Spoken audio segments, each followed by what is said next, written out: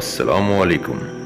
جب سانپ زخمی ہو جاتا ہے، چاہے یہ زخم کتنا ہی چھوٹا کیوں نہ ہو، چیونٹیاں آتی ہیں اپنی فطری سکون کے ساتھ اور لامحدود صبر کے ساتھ، اور اپنے مقصد کے حصول کے لیے ترکار بہادری کے ساتھ، مقصد کے حصول کے لیے دی گئی ان گنت قربانیوں سے لاپرواہ ہو کر وہ اپنا کام کرتی ہیں اور خوب کرتی ہیں، جس سے سانپ غضبناک ہو جاتا ہے، اس لیے کہ اسے اپنا انجام اپنی آنکھوں سے نظر آ جاتا ہے۔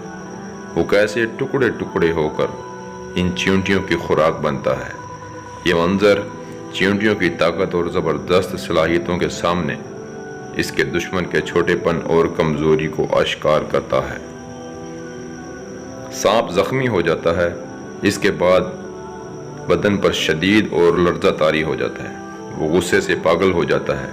اس کی جنونی حرکتوں سے اس کے بدن پر چپکی بہت سی چیونٹیاں کچلی جاتی ہیں اور قتل ہو جاتی ہیں۔ اس عمل میں چاہے کتنا ہی وقت لگے، چیونٹیاں چاہے کتنی ہی قربانیاں پیش کریں، تاہم آخر جیت انہی کے حصے میں آتی ہے، اور تڑپ تڑپ کے مرنا سانپ کے حصے میں۔ آج نفرت کے زہر سے بھرا صہیونی سانپ زخمی ہو چکا ہے، درد سے تڑپ رہا ہے اور بیچتاب کھا رہا ہے، پاگل ہو کر قتل عام کر رہا ہے۔ اس کا زخم گہرا اور تکلیف دہ ہے۔ غزہ کے مجاہدین چیونٹیوں کی طرح اس کے وجود سے چپک چکے ہیں، اس کے رستے ناسور پر مضبوطی سے اپنے دانت گاڑ چکے ہیں۔ اب کی بار شاید وہ بچ پائے، اللہ نہ کرے، اور شاید بچ نہ پائے، لیکن ہر دو صورتوں میں اس کے وجود پر ایک گہرا اور جان لیوا داغ لگ چکا ہے۔